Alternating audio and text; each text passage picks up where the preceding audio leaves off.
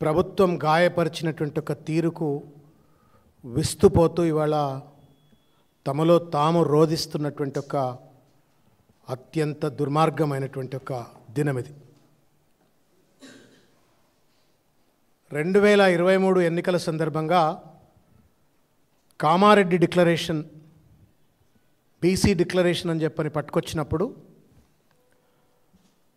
అనేక వాగ్దానాలతో ఆ బీసీ డిక్లరేషన్ను సిద్ధరామయ్య లాంటి ఒక పెద్ద మనిషిని పట్టుకొచ్చి తదనంతరం పలుమార్లు రాహుల్ గాంధీ గారితో, ప్రియాంక గాంధీ గారితో, మల్లికార్జున ఖర్గే గారితో మాట్లాడుతూ ప్రచారం చేస్తే ఏమో రేవంత్ రెడ్డి లాంటి వ్యక్తి కూడా ఇంత పెద్ద ఎత్తున ప్రభుత్వం కాంగ్రెస్ పార్టీ వాగ్దానాలు చేస్తూ ఉంది కదా, అమలు చేయకపోతుందా అని చెప్పని నమ్మకంతో ఎదురు చూసినటువంటి ఒక మాలాంటి అనేక మంది, కోటాను కోట్ల మంది బీసీల నోళ్లలో ఇవాళ కాంగ్రెస్ ప్రభుత్వం, రేవంత్ రెడ్డి గారి ప్రభుత్వం మన్నుగొట్టినటువంటి ఒక దుర్మార్గమైనటువంటి ఒక దినం ఇది. ఎందుకు ఈ మాట చెప్పాల్సి వస్తుందంటే, any GO or any public policy that a government gets in or introduces should have constitutional sanctity. రాజ్యాంగపరమైనటువంటి ఒక నిబద్ధత ఉంటేనే ఆ చట్టానికి కానీ ఆ విధి విధానానికి కానీ నిలకడ ఉంటుంది, అది జ్యుడిషియల్ స్క్రూటనీలో నిలబడుతుంది, ప్రొటెక్షన్ ఉంటుంది, భద్రత ఉంటుంది. అవేవీ లేకుండా అదేదో అనుముల రాజ్యాంగం తెలంగాణలో అమలవుతుందన్నట్టుగా, అంబేద్కర్ రాజ్యాంగం నాకు పట్టదు అన్నట్టుగా ఇవాళ ఈ ప్రభుత్వం వ్యవహరించినటువంటి ఒక తీరు అత్యంత దుర్మార్గమైనటువంటిది. వీళ్ళందరినీ యాప చెట్టు గట్టేసి బరిబత్తలు నిలబెట్టి కొట్టినా తప్పులేదు. ఎందుకు చెప్తున్న మాట అంటే, 70 ఏళ్లుగా అణిచివేతకు గురైనటువంటి ఒక వెనుకబడ్డ కులాలివి, ఉత్పత్తిలో ప్రగతిలో భాగస్వామ్యమైనటువంటి ఒక కులాలివి. ఈ కులాలకు రాజ్యాంగపరమైనటువంటి ఒక రక్షణ లేకపోవడంతో, రాజకీయపరమైనటువంటి ఒక వాటా లభించకపోతే మేము 42% రిజర్వేషన్ ఇస్తామంటే పొలోమని చెప్పని నమ్మి ఓట్లేసిండ్రు. నమ్మిన పాపానికి, ఓట్లేసిన పాపానికి ఇవాళ తడిగుడ్డ పెట్టి గొంతు కోస్తూ ఉండి రేవంత్ రెడ్డి గారి ప్రభుత్వం ఇది. ఎంతవరకు న్యాయం ఇది? అధికారంలో రాకముందు మాట్లాడండి చాలాసార్లు, ఒక సామాజిక వర్గమే ఆధిపత్యం నెలకొల్పాలా, అన్ని రాజకీయ పార్టీల్లో ఆ సామాజిక వర్గమే రాజకీయాలు చేయాలా అని చెప్పనంటే, సరే పీసీసీ అధ్యక్షుడిగా అన్నాడు కదా, ముఖ్యమంత్రి అయిన తర్వాత రాజ్యాంగం మీద ప్రమాణం చేసిండు, రాజ్యాంగ నిబద్ధతతో పరిపాలిస్తాడేమో, రాజ్యాంగాన్ని అమలు చేస్తాడేమో అనుకుంటే కుక్కతో ఒక గుండ్రాయి కట్టిన చక్కగా కాదన్నట్టుగా ఇచ్చినట్టే నటించిండు. మళ్ళా చట్టపరమైన చిక్కులు వచ్చేటువంటి ఒక వెసులుబాటు కల్పించిండు ఈ రేవంత్ రెడ్డి గారి యొక్క ప్రభుత్వం, క్యాబినెట్ మంత్రులంతా. సిగ్గు ఏం ముఖం పెట్టుకొని పోయినరో నాకైతే అర్థం కావట్లేదు. ఇంతకుముందు పెద్దలు చెప్పినట్టుగా ఏం బెదిరీనికి పోయినరా కోర్టుకి? ఏమన్నా మీరు పొన్నం ప్రభాకర్ గారు, వాకిటి శ్రీహరి గారు, జూపల్లి కృష్ణారావు గారు, ఇంకెవరో పోయి మా అక్క ఆది శ్రీనివాస్ గారు, బట్టి గారు, ఏందండి ఏమన్నా పరేడ్ చేసిండ్రా ఏంది జడ్జి ముందు? పైల్వాన్లు పోయినట్టు కోర్టులో ఏమన్నా did you go to intimidate the court? ఇదేమన్నా పైల్వాన్ల రెజ్లింగ్, ఇదేమన్నా బల ప్రదర్శన, ఇదేమన్నా రాజ్యాంగపరమైన బలం చూపెట్టు నీ చట్టంలో. అధ్యపం అంటే మేము పైల్వాన్లం పోయినట్టు పోతాం, మొత్తం సీజే ఎదురుగా నిలబడతాం, సీజే మమ్మల్ని చూసి భయపడతాడు, మేము ఇష్టం వచ్చిన అడమైన జీవాలు పట్టుకొచ్చిన సంతకం పెడతాడు అనుకుంటే ఇదేం మూర్ఖత్వమయ్యా? రౌడీ రాజ్యం ఇదేమన్నా? మంత్రులా మీరేమన్నా? What non sense is this? You need to have constitutional sanctity to GO9. అది నువ్వు జడ్జి ముందు ప్రూవ్ చేయి. పొన్నం ప్రభాకర్ ప్రూవ్ చేస్తాడా? వాకిటి శ్రీహరి ప్రూవ్ చేస్తుందా? కొండ సురేఖ ప్రూవ్ చేస్తుందా? బట్టి గారు ప్రూవ్ చేస్తుంది పోయిందా? దీనికి పోయింది మీరు పోయిన వాళ్ళు ఏం సాధించుకొచ్చిండ్రు చెప్పురి. పోయిండ్రు, ఎలగబెట్టిండ్రు కదా, కోర్టుకు పోయిండ్రు కదా, ఎలగబెట్టిండ్రు కదా, ఏం సాధించుకొచ్చిండ్రు? అలా బీసీలకు చిప్ప, నోట్లో మన్ను పట్టుకొచ్చిండ్రు. సిగ్గులేదు మీకు ఇంకా? 23 to today is 25 October, close to 2 years, 24 నెలలు. 24 నెలల పాటు గుడ్డి గుర్రం పళ్ళు తోమినరా, గడ్డి బీకినరా మీరు చెప్పురి. మీరు ఒక్కసారి ఈ ఆక్రోషంతో మాట్లాడుతుంటే ఏమో ఎందుకు మాట్లాడుతున్నా అనుకుంటున్నారేమో, but I want you to register sudden facts. సర్కార్ కాదండి ఇది, సర్కసు. వాడు వెనకడోడో తుగ్లక్గాడు ఢిల్లీ టు దౌలతాబాద్ అన్నట్టే ఉంది ముచ్చటంతా. రేవంత్ రెడ్డి తుగ్లక్ కంటే హీనంగా వ్యవహరించింది ఈ వ్యవహారం పట్ల. తుగ్లక్కు రాజ్యాంగం లేదు, అంబేద్కర్ లేకుండే, రాజ్యాంగం లేకుండే, నియమ నిబంధనలు లేకుండే, వాని మనమాని జో ఉన్కే మనమాయా ఓయి ఫత్వాతా. మగర్ రాజ్యాంగం ఉంది కదా, అంబేద్కర్ రాజ్యాంగం రేవంత్ రెడ్డికి. తుగ్లక్ కంటే చిల్లరగా హీనరుగా వ్యవహరించడం ఏంటి? మీరు చూడండి సార్, ఇది మార్చి 25 నాడు, మార్చి 25 నాడు 2 బిల్స్ పట్టుకొచ్చిండ్రు అసెంబ్లీలో. మా అన్న గంగుల కమలాకర్ అన్న అసెంబ్లీలో ఉన్నారు.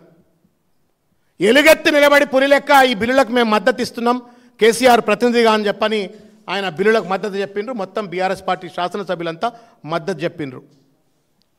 అనుకున్నారు బడే బాయ్ చోటే బాయ్, నేను కూడా బీజేపీ స్కూల్లో చదువుకున్నా, మోడీ మా పెద్దన్న, పెద్ద పెద్ద పొంకనాలు కొట్టే రేవంత్ రెడ్డి గారు మరి మోడీని ఏమైనా ఒప్పిస్తాడేమో, ఆల్ పార్టీ డెలిగేషన్ తీసుకుపోతాడేమో, రాహుల్ గాంధీని తీసుకెళ్ళి ప్రెసిడెంట్ ఆఫ్ ఇండియా దగ్గర ఒప్పిస్తాడేమో అని చెప్పని ఆ బిల్స్ను మద్దతు చెప్పిండ్రు.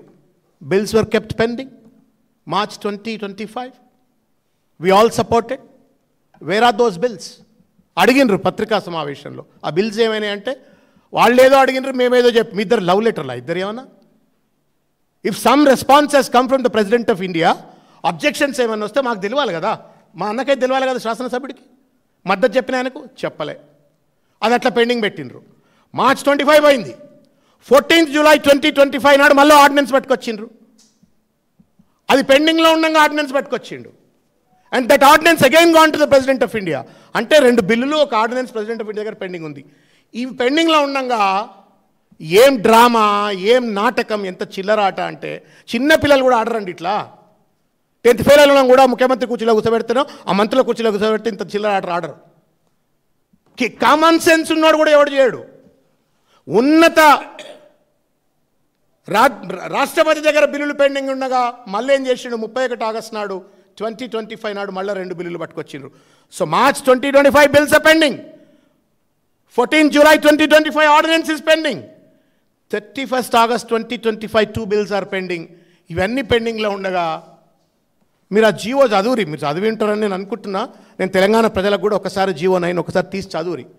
No damn reference of all these bills. ఈ ఆర్డినెన్స్ కానీ బిల్స్ కానీ రిఫరెన్స్ లేకుండా జీవో 9 పట్టుకొచ్చినావు. మరి జీవో 9 పట్టుకురాల్సిన తెలివి ఉన్నాడు అయితే ఈ బిల్స్ ఏంది? ఒక చిల్లర డ్రామా, భ్రాంతి గురి చేసేటువంటి. బీసీలు అంటే వెనకబడ్డోళ్ళం కానీ మెదడుదక్కోళ్ళం కాం కదా. వెనుకబడ్డం, ఆర్థికంగా వెనుకబడ్డం, సామాజికంగా వెనుకబడ్డం, రాజకీయంగా వెనుకబడ్డం, కానీ విఘ్నతలో వెనుకబడ్డోళ్ళం కాం కదా. Basic constitutional sensitivity and common sense ఉన్నోళ్ళమే కదా. బుద్ధి లేదు బీసీ మంత్రులకు కూడా, అందులో ఉన్న వాళ్ళకు, శాసనసభ్యులకు కూడా. He is playing a dirty drama. ఒక డర్టీ అగ్రకుల ఆధిపత్యంతో, అహంకారంతో ఒక డ్రామా ఆడుతుంటే ఆ డ్రామాకు పూలాభిషేకాలు, పాలాభిషేకాలు, పూలాభిషేకాలు, పాలాభిషేకాలు. ఇప్పుడు వేసుకోరు పూలాభిషేకాలు, పాలాభిషేకాలు. సిగ్గులేదు. ఏం తమాషా అండి ఇది? రాజ్యాంగం అండి ఇది. ఆ కుర్చీ మీద కూర్చున్నాడు చిల్లర ఆకురౌడీ లెక్క వ్యవహరిస్తారా? It's a constitutional position. Every damn action, every word in a policy has to have constitutional protection, sanctity. ఇది తమాషా. నేను అడుగుతా ఉన్నా, మీరు అడగాల. తెలంగాణ సమాజం అడగండి, కాంగ్రెస్ ఎమ్మెల్యేలను, ఎంపీలను, ఈ మంత్రులను అడగండి. 200 కోట్ల రూపాయలతో కదా కులక సర్వే చేసినారు. అన్నం అసెంబ్లీలో పెట్టిండ్రు అన్న report. They have not kept the report. Public డొమైన్లో లేదు. ఏ గ్రామంలోనైనా, ఏ జిల్లాలోనైనా, ఏ వార్డ్, లోకల్ బాడీ వార్డులోనైనా, యూనిట్లోనైనా ఏ కులం వాళ్ళు ఎంతమంది ఉందని చెప్పని కుల సర్వే రిపోర్ట్ ఏమైనా బహిర్గతం చేసినారా? ఎవడబ్బా సొమ్మది? 200 కోట్ల రూపాయలు. Where is that report? Revanth Reddy ముడ్డి కింద పెట్టుకున్నాడు ఆ రిపోర్ట్.